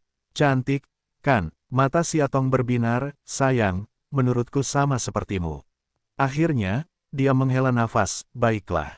Meskipun nama ini benar-benar tidak mencerminkan kebijaksanaan dan kekuatannya Nak Qin Manyai, tapi siapa yang ingin dia menyukainya? Meskipun dia selalu merasa bahwa hobinya sangat lucu. Sayang kecil berbaring di tepi tempat tidur, dengan rasa ingin tahu melihat bakso merah muda. Kulit putih, hidung mancung, bibir tipis sama seperti ayah tersayang, diukir dari templat. Sia gua-gua-guai, dianiaya hingga menangis. Semua orang mengatakan bahwa dia lebih mirip ibu. Faktanya, diam-diam, dia lebih memikirkan ayah. Karena dibandingkan dengan kecantikan, ayah jelas lebih cantik daripada ibu. Meski ibu selalu menolak mengakuinya, Baby Qin tidak menangis atau bersuara. Dia tidur dengan tenang di ranjang rumah sakit. Melihat seseorang memandang dirinya sendiri, tetapi juga saling menatap, bulu mata panjang di bawah sepasang mata biru tua, sungguh menakjubkan. Setelah lama menonton, saya merasa lelah dan lapar. Bayi itu menjulurkan lidah merah mudanya dan menjilatnya hingga basah di sekitar bibirnya. Bibir tipis cantik nan menawan itu langsung tampak seperti lapisan krim. Itu sangat menarik. Gadis kecil itu menoleh ke samping, lalu membungkuk untuk mencium pipi merah mudanya, untuk menggoda calon lelaki tampan itu. Tanpa diduga, bahkan sebelum dia menyentuh bibirnya, lapisan krim bergesekan dengan mulutnya. Ah! Sia Gua-Guai berteriak dan langsung ingin mencekik bakso di depannya. Dia menyimpan ciuman pertamanya selama hampir 7 tahun. Dia ingin memberikan kesejahteraan calon suaminya, jadi dia dibawa pergi oleh bajingan ini. Terisak dia begitu sedih hingga dia ingin menangis. Tepat di bawah usia 8 tahun, bayi musim panas telah menjadi rumput panas di sekolah. Dan pria tampan ini sangat tertutup, rendah hati, bersih. Kecuali dia gila dan suka berhubungan dengan saudara perempuan baiknya, dia jarang berbicara dengan makhluk keibuan manapun. Hal lucu seperti itu tentu saja populer. Setiap hari sepulang sekolah, seorang gadis kecil pemalu akan memasukkan coklat ke dalam tas sekolahnya, tapi dia secara alami tidak peka terhadap permen, jadi coklat ini pada akhirnya akan jatuh ke dalam perut pengontrol permen Sia. Di bawah budaya bebas bayi, berat badan seorang gadis baik melonjak dalam garis lurus, dan akhirnya menembus angka 120 kg pada tahun ujian masuk sekolah menengah atas. Nyonya Qin sering menyentuh perutnya yang bulat, dan tidak bisa menahan air mata. Flu menghela nafas, kamu bilang makan makanan yang sama, bagaimana kamu bisa menyerapnya dengan baik? Bayi itu, pelaku utama, menundukkan kepalanya dan makan dalam diam. Di tahun ketiga sekolah menengah pertama, Sia Gua-Guai jatuh cinta. Objek cintanya adalah Su Junhao, yang ditamparnya di sekolah dasar. Tentu saja, gadis baik sedang berusaha melupakan masa lalu. Terlalu banyak kerusakan pada citranya yang lembut dan ramah, pengertian, berbudi luhur dan berbudi luhur. Masih ada beberapa menit lagi dari sekolah, seorang anak baik telah menyelinap keluar kelas, lalu berlari ke gerbang sekolah dengan tenang dengan kepala tertunduk. Ah, dia juga punya cara. Jika dia melambat, adik laki-lakinya yang serius akan memegang tangannya dan menariknya pulang. Bagaimana dia bisa mengucapkan kata-kata manis dengan hal-hal kecilnya yang tersayang dan kembali ke rumah. Di toko teh susu di gerbang sekolah, dia pergi ke kamar mandi, mengganti celana seragam sekolahnya yang gemuk dan jelek, dan mengenakan rok mini yang cantik. Gadis di cermin, ping, meski sedikit gemuk, tapi tetap tak bisa menahan nafas awet muda. Lingkaran renang, Sia Gua-Guai sangat gembira hingga dia ingin berteriak. Begitu dia keluar, pemilik toko teh susu bercanda, sayang, temui pacarmu. Seorang gadis pemalu menutupi wajahnya dan melarikan diri. Di sebuah gang dekat sekolah, seorang anak laki-laki jangkung telah menunggu lama. Namun di kejauhan, Xia Guoguai sedang mabuk. Aduh, suaminya bisa sangat tampan. Su Junhao juga melihatnya dan melambai padanya sambil tersenyum. Taat segera berjinjit, tangan terbuka, ke arahnya. Pertama kepelukan hangat, lalu bergandengan tangan dengan rumah madu yang manis, sebelum berpisah lagi di ciuman pipi. Betapa indahnya, dengan mata terpejam, dia bergegas menuju kebahagiaannya sendiri. Hao, dia menerkamnya. Siapa yang diharapkan? Saya tidak menyangka dadanya tinggi dan kurus, karena ada masa kecil, berdaging dan hangat di lengannya. Sangat familiar dengan sentuhannya, familiar dengan giginya. Buka matamu, di depanmu ada mata anak kentut yang dalam. Xia Guoguai menggeram, sayang Qin, bagaimana kamu bisa berada di sini? Beberapa harta karun melompat turun dari tubuhnya, bertepuk tangan dan berkata, sayang, tong biarkan aku melihatmu. Sayang, Tung, seorang anak kecil dikalahkan sepenuhnya oleh saudaranya. Su Junhao ingin merangkul kampung halamannya dengan kelembutan, tetapi tiba-tiba, pihak ketiga kecil, muncul di bar, dan dia menjadi marah. Secara khusus, pihak ketiga kecil, ini telah menghilangkan aura rumput sekolah yang dia simpan selama hampir 10 tahun. Bagaimana mungkin dia tidak marah? Dia adalah putra kedua dari keluarga Su. Dia tampan dan tanpa hambatan. Dia bahkan disamakan dengan anak yang tidak memiliki rambut. Bagaimana dia bisa malu? Bayi itu menggandeng tangan itu dan berkata, ayah berkata, jangan bergaul dengan orang yang tidak saling kenal. Mereka hanya ingin memanfaatkanmu. Bukan 3, bukan 4. Mulut Su Junhao bergerak-gerak. Gadis yang baik, maaf. Tidak bisa berhenti menoleh ke belakang dan menatap kekasihnya. Bayi itu melanjutkan, ayah juga berkata bahwa orang baik harus melalui cobaanku terlebih dahulu, baru kemudian ayah. Kamu tidak boleh memilih sendiri. Seseorang yang memiliki posisi penuh dengan air mata. Pada hari Valentine, seorang gadis cantik menerima coklat dari Xiao Hao.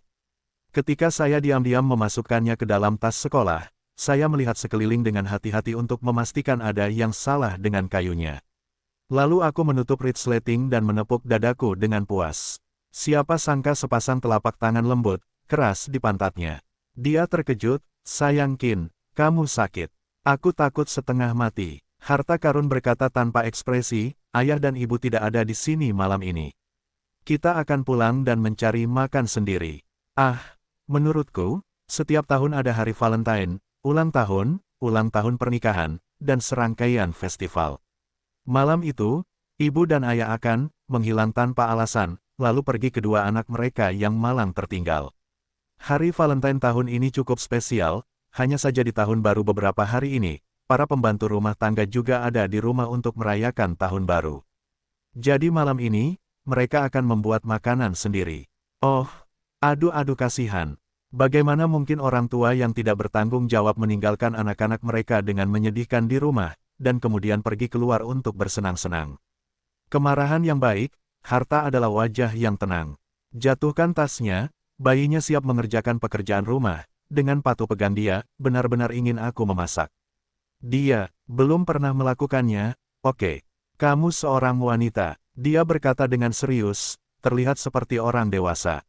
Bagaimana dengan wanita? Kemarahan Xia Guoguai, ibu juga seorang wanita, mengapa ayah lebih banyak memasak di rumah? Karena ayah bukan laki-laki. Dia berkata dengan serius, dia sangat memalukan bagi laki-laki sehingga saya tidak mengakui dia laki-laki. Beberapa dakin akan mengaum. Puff. Selain itu, dia akan dibuat gila oleh kakaknya yang tidak pernah berhenti mengatakan hal-hal menakjubkan. Dia mengakui kekalahannya, oke, aku akan melakukannya. Tapi dia berbalik, mengayunkan tinjunya, dan mengertakkan gigi, kamu tidak boleh menyerah. Petik 2. Dia berkata, dan kemudian, aku akan jatuh. Sayangnya, saat ini, seorang gadis kecil sudah berlari ke dapur. Apa yang kamu lakukan? Seorang gadis kecil membuka kulkas dan memikirkannya. Mengapa tidak, kamu tidak membuat kari? Masukkan saja potongan kari ke dalam air panas, masak hingga kental, lalu tuang ke atas nasi. Enak dan sederhana. Bayangkan di sini, dia langsung bersemangat melakukannya. Lakukan saja, dia mulai merasa tidak enak. Apa suara, klik, di ruang tamu? Sepertinya begitu. Sepertinya begitu. Seorang gadis kecil dengan punggung dingin tiba-tiba bergegas keluar dapur dengan spatula. Baby Qin. Dia meraung dan memperhatikan kotak-kotak coklat berserakan di lantai ruang tamu, sementara beberapa bau melemparkan potongan coklat terakhir ke dalam mulutnya dan mulai mengunyahnya sambil tersenyum. Hai Kak, dia jarang menelepon adiknya atau tersenyum, tapi begitu dia melakukannya, dia tertawa. Artinya tujuannya membuat masalah telah tercapai, dan dia akan mulai menertawakan. Oh haha. Tikus bernama Su itu bukan orang baik. Jangankan ayah, dia bahkan tidak bisa melewati level ini. Dia ingin mencekik cinta abnormal di buayannya. Sayang Qin, Xia Guoguo membuang spatulanya dan bergegas ke atasnya. Dia meraih 2 potong bibir merah mudanya, dengan susah payah mengupasnya dan mengulurkan tangannya untuk mengikatnya. Benci, penuh kebencian, penuh kebencian. Ini adalah hadiah pertama dari Xiao Hao Hao tersayang. Dia belum mau membukanya sejak kemarin, apalagi memakannya. Bajingan ini, dia bahkan menghancurkannya dan memakannya. Kotoran, kotoran. Saat itu, sebuah suara datang dari belakang, apa yang kamu lakukan? Beberapa orang yang patuh dan kaku, ibu tercintanya, ayah tersayang keduanya berdiri di belakangnya, wajah terkejut melihat dirinya sendiri. Dia terkekeh dan menepuk dada bayi Qin. Aku membantu adikku mencernanya. Dia hanya makan terlalu banyak dan berhenti. Beberapa kata terakhir hampir membuat mereka mengertakkan gigi. Siapa yang menyangka tembakan ini, harta karun juga akan memanfaatkan ludah coklat yang belum tercerna kembali ke tubuhnya sebagaimana adanya, kembali padamu, saudariku. Dia membeku. Di kamar tidur, wajah Xiatong penuh dengan kesedihan, dan tangannya meremas di belakang pria itu. Dari waktu ke waktu, dia bersenandung nyaman. Baru-baru ini, dia tidak melakukan apa-apa, dan mulai belajar pijat buta dari seorang master. Karena dia baru mulai belajar, dia memerlukan eksperimen untuk berlatih. Jadi dia secara alami akan menyeret Tuan Qin keluar dari ruang kerja setiap malam dan menerima pelecehan terhadap jarinya. Dan Tuan Qin, ya, sangat cemberut dan bahagia di hatinya. Ah, warnanya hijau lagi. Xiatong tidak berdaya, hanya ceroboh, dan meninggalkan memar di belakangnya. Punggung aslinya yang kokoh dan mulus, akhir-akhir ini, telah membuatnya sengsara. Namun korban yang terbaring di tempat tidur tampak sangat bahagia. Ah, tidak lagi. Xiatong berteriak dengan sedih, saya benar-benar tidak bisa, saya tidak bisa mengendalikan kekuatan. Sentuh lembut bahu dan punggung pria yang telanjang dengan jari, dan pijat lembut di tempat yang berwarna biru dan ungu, mencoba menghilangkan rasa sakit akupuntur. Siapa tahu, tidak masalah. Ayo, pria yang berbaring di tempat tidur tidak keberatan. Dia sedikit meregangkan bahunya yang lebar dan menutup matanya lagi. Sambil menghela nafas sedikit, Xiatong terus menguleni, menekan kulitnya yang lentur dan kencang dengan jari-jarinya, menambah gravitasi dari waktu ke waktu. Baiklah, titik. Setelah itu, Xiatong berbaring telentang, terengah-engah. Dan dia berpenampilan santai, menggendongnya dengan satu tangan, membelai rambutnya yang basah di tangan yang lain, sama seperti orang yang baru saja memaksa, sama seperti dia. Xiatong mengalami depresi. Tiba-tiba, dia memikirkan satu hal, halo Tuan Qin, apakah menurut Anda ada yang aneh antara bayi dan sayang? Dia membelai rambut basahnya dengan tangan perlahan ke bawah, menjawab dengan malas. Memikirkan apa yang dia lihat setengah bulan lalu di malam hari Valentine, dia merasa hampa di hatinya. Baby tidak akan mengikuti Gu Haoran untuk belajar buruk, juga menyentuh pikiran cinta kakak perempuannya. Oh gelombang tidak gelombang kalau begitu, dia pasti sudah gila. Apakah menurutmu bayi itu sangat spesial bagimu? Dia bertanya dengan gugup. Sayang adalah adik bayinya, tentu saja dia akan menjadi spesial baginya. Seseorang yang belum masuk keadaan, terus membalas dengan malas. Xiatong khawatir pada saat yang sama, langsung berkeringat, dan mau tidak mau meraih tangan yang sengaja membuat masalah. Hei, kamu serius? Bagus. Aku serius berbicara denganmu tentang pendidikan anak-anak. Tanpa diduga, dia langsung mengungkapkan amoralitasnya dengan tindakan, membalikkan badan dan menahannya. Jangan khawatir, jangan terlalu banyak berpikir, anakku, aku tahu. Itu anakku juga. Xiatong dengan kesal menyatakan ketidakpuasannya, tetapi perlawanannya tidak sah. Lanjutkan, lagi. Atas ketidakpedulian Tuan Qin terhadap pendidikan anak-anak, Xiatong merasa sangat sedih. Pada saat yang sama, ia juga merasakan beban berat di pundaknya dan menjadi sangat berat. Akhir pekan ini, Gu Haoran datang menemui bayi itu dengan membawa beberapa buku. Anehnya, Baby Qin, yang selalu acuh tak acuh terhadap segala hal, sepertinya sangat menyukai Paman Gu. Begitu Gu Haoran tidak datang selama lebih dari 2 minggu, dia mulai bertele-tele dan mengutarakan kata-katanya sendiri.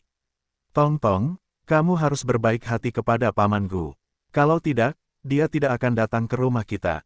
Seorang anak kecil berkata dengan sedih.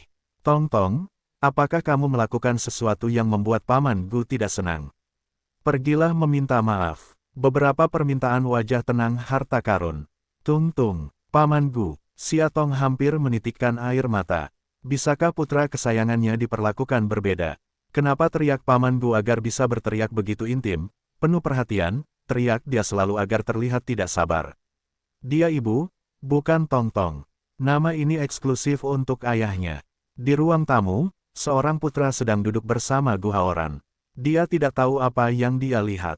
Siatong akan menjadi sepiring buah di masa lalu, tolong katakan, ayo, makan buah. Alhasil, dua orang keren dan angku itu malah tak mengangkat kelopak mata. Siatong mengepalkan tangannya dengan marah, lalu menarik Gu Haoran, keluarlah bersamaku, ada yang ingin kukatakan padamu. Ketika dia melihatnya, dia mengangkat alisnya dan berkata, oke. Lalu dia mengikutinya ke taman. Siatong menggosok tangannya, nadanya kaku, itu, aku menarikmu keluar, untuk bayinya. Dia menatapnya sambil tersenyum dan menunggu. Itu, Siatong ragu-ragu dan ragu-ragu, ragu-ragu dan ragu-ragu, dan akhirnya berkata, bisakah kamu lebih jarang datang ke rumah kami di masa depan? Dalam sekejap, wajahnya tercengang. Siatong menangis, meskipun dia tahu bahwa ini terlalu berlebihan untuk dikatakan sangat tidak sopan, dan Gu Haoran setiap kali membawa banyak hadiah yang akan datang, sangat dicintai oleh kekasih dan bayinya. Tapi demi perasaan cinta putranya, dia harus menahan rasa sakit untuk mengatakannya. Mengapa? Setelah kaget, dia tertawa sopan. Siatong mengintip ke ruang tamu, merendahkan suaranya dan berkata, aku takut pada sayang dan sayang. Itu apa yang akan terjadi apa? Setelah berbicara lama, dia tidak bisa melanjutkan, jadi dia berkata, kamu tahu. Gu Haoran tertegun lagi, lalu tertawa terbahak-bahak. Dia tertawa tanpa alasan. Apa yang Anda tertawakan? Dia selalu membuatnya merasa seperti orang bodoh. Tidak, Gu Haoran berkata, Anda dapat yakin bahwa perasaan bayi itu cenderung sangat normal, sangat normal. Akhirnya, dia menepuk pundaknya seolah ingin meyakinkannya. Setelah Gu Haoran pergi, Siatong kembali ke ruang tamu. Ketika dia melihat bayinya duduk di sofa, membuka-buka buku, dia membungkuk, dasar-dasar sketsa modern. Siatong bertanya-tanya kapan bayinya tertarik dengan hal semacam ini. Tanpa sadar, dia bertanya, bayinya tidak memungutnya. Kenakan kacamata hitam tanpa lensa, lalu keluarkan kertas gambar, papan gambar, dan pensil dari tas sekolah, lalu gambarlah sendiri. Halo, bayi Qin. Siatong merasa diabaikan. Tong Tong, kamu sangat berisik. Baby Qin mendongak dan memberinya tatapan dingin. Ini mata ini, betapa miripnya ayahnya. Tanpa disadari, Siatong adalah diperbudak dan tidak berani berbicara lagi. Keterampilan melukis tenang Baby Qin sempurna, seperti seorang siswa sekolah menengah jurusan seni. Dalam waktu singkat, pemandangan yang jelas di atas kertas. Siatong menatapnya dan tidak bisa menahannya untuk memeluknya. Bayinya sangat cerdas dan berbakat. Setelah menggambar 2 sketsa, Baby Qin akhirnya melepas kacamatanya dan dengan hati-hati menulis 3 kata di sudut kanan bawah, Gu Jiao Jiao. Gu Jiao Jiao, bukankah ini putri Gu Haoran? Iya, kamu, ini, Siatong menunjuk kedua lukisan itu dan bertanya. Oh, harta karun mengumpulkan lukisan itu, mengerutkan kening, tampak sedikit tidak sabar, Jiao Jiao lari dari kelas seni akhir pekan dengan Bibi Rao minggu lalu, dan pergi ke taman hiburan bersama Paman Gu selama sehari. Jadi, apakah putranya membantu Gu Jiao Jiao menyelesaikan pekerjaan rumahnya? Siatong kaget. Kamu, dia. Siatong terkejut saat mengucapkan sepatah kata pun. Seolah-olah dia telah menebak apa yang akan dikatakan ibunya. Sebuah harta karun menunjukkan ekspresi bermartabat seperti biasa dari ayahnya dan berkata, Tong, aku mungkin telah bertemu cinta sejati.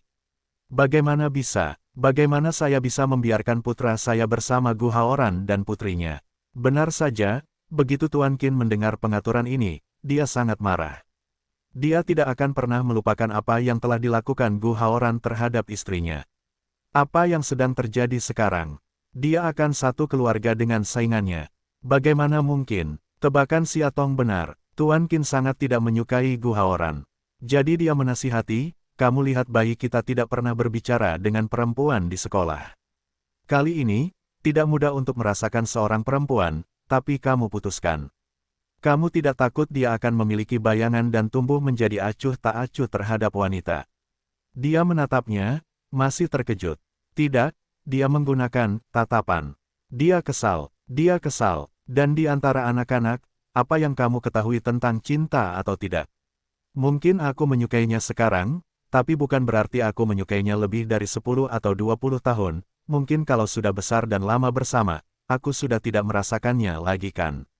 Dia masih menatapnya dan menerima ketidakmampuannya. Siatong berjalan mendekat dan menyentuh kepalanya dengan penuh simpati. Tuan Qin, Anda dapat mengenalinya. Dalam kehidupan ini, kami terus-menerus berbicara tentang menjaga keluarga kami. Ayahmu mengambil saudara perempuannya, dan Anda batuk. Dia ragu-ragu, sedikit malu, sekarang putrinya telah mengambil bayi laki-lakimu. Itu adalah hadiah demi hadiah, semua orang bahkan. Saat berjalan ke atas, sesosok tubuh kecil sedang bersandar di dinding. Mengenakan jas biru dengan bingkai hitam, kalem dan tampan. Ini seperti Conan kecil di kartun. Selain bayi laki-lakinya sendiri, siapa lagi? Siatong bertanya sambil tersenyum, kenapa kamu belum tidur? Tanpa diduga, dia mendongak dan mengatakan sesuatu yang tak ada habisnya, ini tidak akan terjadi tanpa perasaan. Siatong tidak mengerti. Dia mengulangi dengan serius, bahkan setelah 10, 20, 30 tahun atau lebih, aku tidak akan berubah dan kehilangan perasaanku padanya. Puff, Siatong memiliki keinginan untuk tertawa. Apa yang harus dilakukan? Menurutnya wajah putranya kaku, serius, dan cantik saat ini. Dia benar-benar ingin bangun dan menciumnya. Tanpa diduga, dia hanya mengeluarkan air liur mendekati masa lalu. Dia mengerutkan kening, sangat jijik untuk menghindarinya. Siatong merasa frustrasi. Dia ditolak oleh putranya. Baby Qin berbalik, membuka pintu di belakangnya, lalu berbalik dan berkata, "Terima kasih, Bu." Ini pertama kalinya dia memanggilnya ibu. Siatong kaget, tapi, dia mengerutkan kening lagi, tingkat penamaanmu sangat buruk. Suatu hari setelah ujian masuk sekolah menengah, seorang gadis cantik menariknya ke pintu secara misterius dan berkata di telinganya, "Bu, aku akan memberitahumu sebuah rahasia." Siatong menangis, dan putrinya benar-benar jaket berlapis kapas kecil milik orang tuanya. Apalagi seorang bao yang selalu bersikap dingin dan cuek padanya, jarang ada gadis baik yang begitu berbakti dan mau berbagi rahasianya dengan ibunya. Aku sangat tersentuh. Tanpa diduga, begitu dia membuka mulut, Siatong hampir terjatuh. "Bu, sepertinya aku telah bertemu cinta sejati." Apakah cinta anak anjing begitu populer sekarang? Bahkan jika seorang bayi, meskipun dia cantik, juga tidak bisa lepas dari bencana. Menekan hatinya untuk tidak menyerah, Siatong bertanya, "Siapa itu?" "Dangdang ini fotonya patuh seperti harta karun," dari belakang untuk mengambil foto. Siatong meraba dagunya. Anak laki-laki itu bersih, berbibir merah dan bergigi putih. Ada sedikit rasa bangga di antara alisnya. Yah, lumayan. Namun, dia mengerutkan kening, mengapa menurutnya remaja di foto ini terlihat begitu familiar. "Menurutmu di mana kamu pernah melihatnya?" "Bu, namanya Lin Sijin, dia baru saja dipindahkan dari Australia ke sekolah kami. Aku sangat menyukainya," kata Sia Guaguai bersemangat. Siatong membuka mulutnya, dagunya hampir terjatuh karena terkejut. Ya, tidak ada yang berhutang pada siapapun. Gu Haoran putrinya menipu putra kesayangannya, dan putra Lin Manru menculik putri baiknya. Itu benar-benar utang orang tua, utang anak-anak.